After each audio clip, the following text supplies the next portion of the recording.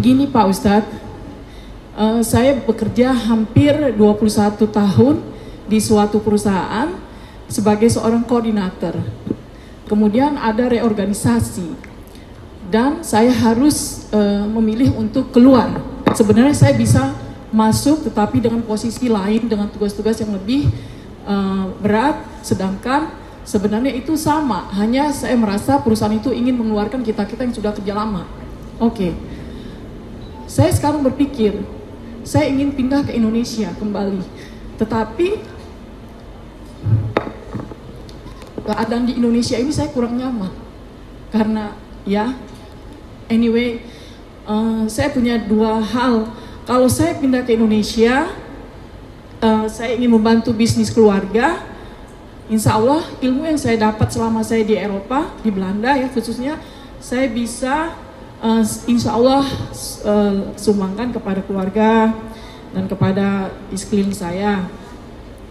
Tetapi sekali lagi saya Bu, duduk poin aja Bu ya. Ya, oke, anyway, saya pikir saya ingin berusaha di Belanda juga, di Amsterdam. Saya tinggal dari Amsterdam. Untuk berusaha di Amsterdam, insya Allah saya pikir itu lebih baik untuk ekonomi saya. Tetapi untuk agama anak saya itu lebih baik tinggal di Indonesia. Anak saya 8 tahun. Nah, saya mohon nasihat Pak Ustadz, apakah lebih baik saya tinggal di sana atau saya harus kembali ke sini, di mana kalau di sana ekonomi saya lebih baik, insya Allah saya pikir ya, dan tetapi untuk pendidikan anak saya ya kurang, tetapi mungkin ya pendidikan anak saya itu lebih baik di sini menurut pemikiran saya. Begitu. Terima kasih dan saya senang sekali alhamdulillah bisa berhadapan dengan Pak Ustadz, dan insya Allah ini adalah bukti kita nanti di surga, di akhirat. Amin ya rabbal alamin. Assalamualaikum warahmatullahi wabarakatuh. Waalaikumsalam. Ini Bu Nani Ustadz dari Amsterdam. Kalau di Medan amplas merendal masuk dalam. Ini rupanya betul-betul orang Belanda Ustadz. Silakan Ustadz. Saudara-saudara saya yang bekerja di negara tidak Islam, dari mulai Amerika, Amsterdam sampai Hong Kong, Taiwan, maka hari ini tidak lagi bisa kita bagi dunia ini menjadi dua seperti dulu. Ada namanya Darussalam, negeri Islam, ada Darul Harb, negeri perang.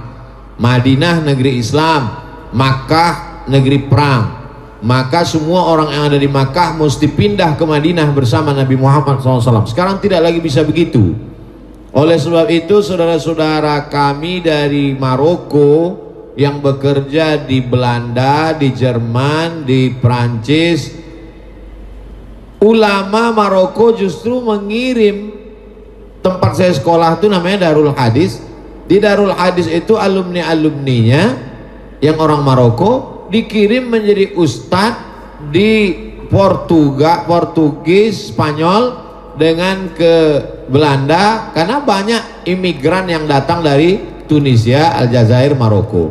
Artinya ulama membolehkan orang Maroko tinggal di Eropa. Makanya Eropa itu diprediksi oleh orang Yahudi, namanya Bernard Lewis. Bernard Lewis orang Yahudi mengatakan setelah dia teliti, Eropa itu nanti akan menjadi Islam. Kenapa analisanya begitu? Jerman diisi oleh imigran dari Turki, karena orang Turki paling banyak di Jerman. Inggris akan diisi imigran dari 3 negara, India, Pakistan, Bangladesh. Terbukti prediksi itu, wali kota Inggris Islam India. Lalu kemudian Prancis diisi oleh imigran dari 3 negara, Aljazair, Tunisia, Maroko, sampai hari ini. Jadi amat ini untuk menghilangkan kegelisahan saudara-saudari yang bekerja di Eropa, di Amerika. Boleh hukumnya bekerja di negeri tidak Islam dalam kurung syarat dan ketentuan berlaku. Tetap bisa menjalankan syariat Islam, tidak membuka aurat dan lain-lain sebagainya terkait dengan ajaran Islam. Tapi hukum bekerja. Apa dalilnya? Ali bin Abi Thalib mengambil upah menimba air di rumah orang Yahudi di Madinah. Dilaporkan ke Nabi.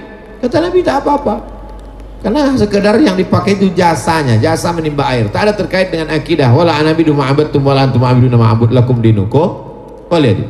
Jadi ibu bekerja, jaga syariat Islam, maka ibu mendapat gajinya halal. Adapun keraguan tentang pendidikan anak, juga zaman sekarang tidak ada halangan lagi, karena anak bisa dikirim sekolah tahfiz Quran. Di Kudus ada program tamat SD hafal 30 juz. Tamat SD umur 13. Atau masuk ke Ponorogo, di dekat Gontor ada pesantren Muqaddasah SMP SMA tamat hafal Quran. Jadi tak ada halangan. Ibu bisa kunjungi dengan ekonomi baik, bisa setahun datang 2 kali.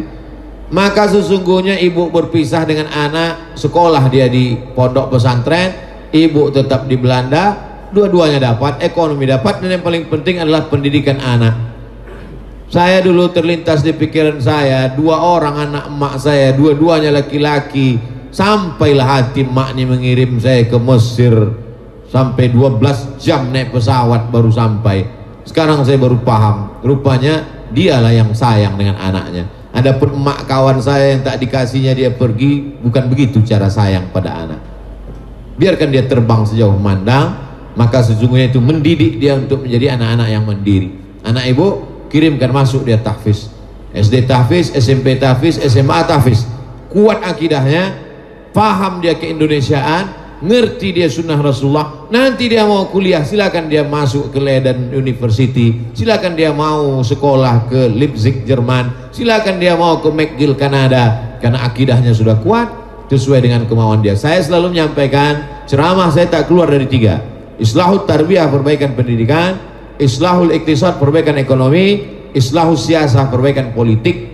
Maka perbaikan pendidikan, saya hanya katakan pendidikan agama mesti kuat dari TK Quran, SD Quran, SMP Quran, SMA Quran, basic. Setelah itu terserah mau jadi lawyer, mau jadi pengusaha, mau jadi hakim, mau jadi apapun, yang penting akidahnya sudah kuat. Insya Allah ibu dapat dua-duanya, ekonominya dapat, pendidikannya dapat. Wallahu a'lam bishawab.